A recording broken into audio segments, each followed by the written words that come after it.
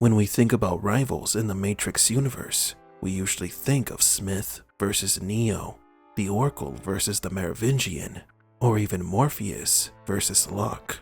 But there is a unique rivalry in this universe, and it is the paternal archetype in the film trilogy, the Architect versus Ramachandra, two father programs who do their best to meet their goals.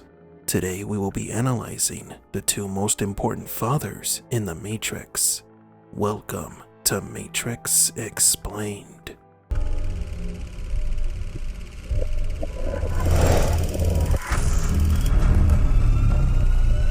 Welcome to the desert of the real. Before we begin today's video, we would like to invite you to visit the Street Fighter Verse, a channel dedicated to everything Street Fighter. Would you like to know what is the Hadouken, or if Bison has been dead the entire time? Then please visit Street Fighter Verse. Link to the channel in the description below. The Matrix is full of paternal figures like Morpheus or Hammond, but only two programs are actual fathers, the Architect and Ramachandra. Psychologist Carl Jung said that there are two paternal archetypes, the loving father and the tyrant father. Ramachandra and the Architect each fall into one or the other. The loving father supports his family with principle, authority, and love.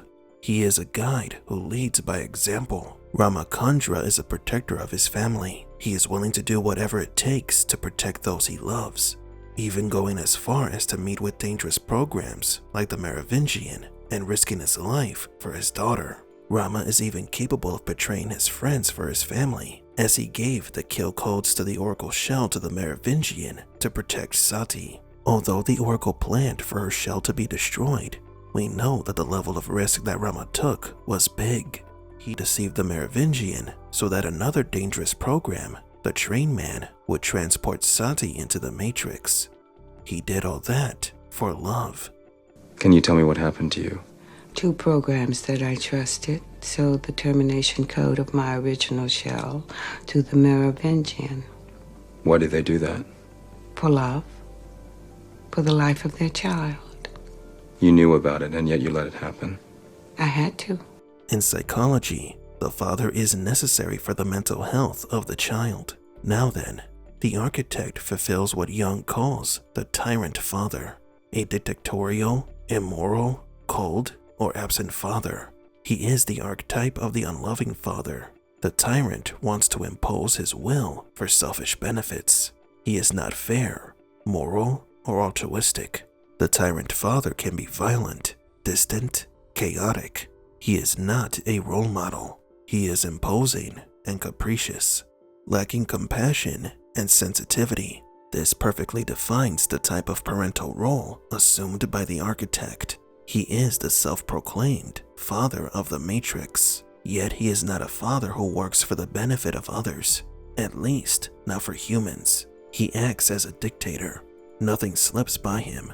He rewards his children for doing things that benefits him and punishes them when they become an inconvenience. The Paradise and Nightmare Matrixes were both extremes, where the Architect wanted to impose his will as an absolute dictator, a tyrant father who controls his children. Psychology tells that the tyrant father purposefully causes problems to create dysfunction in the family. This is why the Architect continuously fails each Matrix cycle.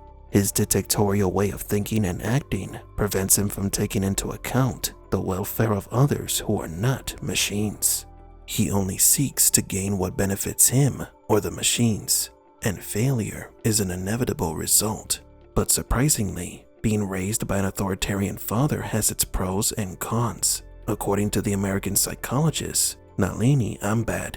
For example, the family of an authoritarian father follows orders. They maintain a social structure, but the negative effects are more evident, such as children whose behavior depends largely on a strict regimen. Their self-esteem is based on whether or not they comply with or obey the rules established by their father. They become terrified of disobeying him. Ramachandra and the Architect are polar opposite fathers. The Architect is the absent father, Rama is the committed father, one who does anything and everything he can to take care of his child. But as I mentioned earlier in the video, they are not the only characters who fit the paternal archetypes. There is Morpheus, who leads and protects his crew. He means a lot to them. Let me tell you what I believe. I believe Morpheus means more to me than he does to you. He is willing to sacrifice himself for them. Morpheus is a father figure and a role model. Morpheus, you are more than a leader to us. You are a father.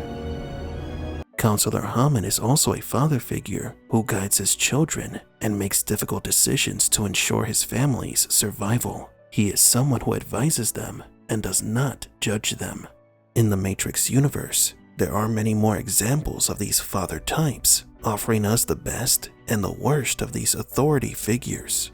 But at the end of it all, the architect is the father of the Matrix, yet he cannot completely control everything, and Rama loves his family. He risked much to ensure Sati's safety and future, and we believe this is an important part of what makes the Matrix special. Even though the Matrix presented us with good and bad parental archetypes, they are only influential. It is up to the children who were raised or manipulated to follow their own path or continue to be controlled. We can all relate to this. Maybe you identified your father as a loving parent or a monster, but your actions, regardless of your father's influence, are ultimately yours. This is what Neo achieved in Matrix Revolutions. Although he was trapped in a paradox of cause and effect, of destiny and predestination, Neo was able to accept his reality and break free from it, which allowed him to take a different path than his predecessors. But do you agree? Did you follow in your father's footsteps, or did you follow your own path?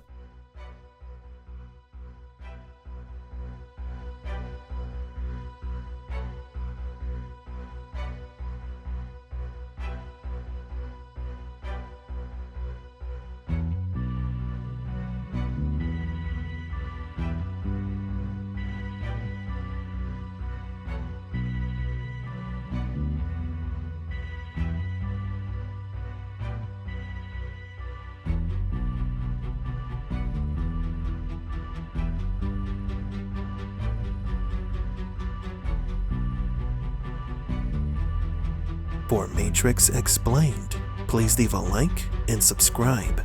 And thank you for visiting the Desert of the Real.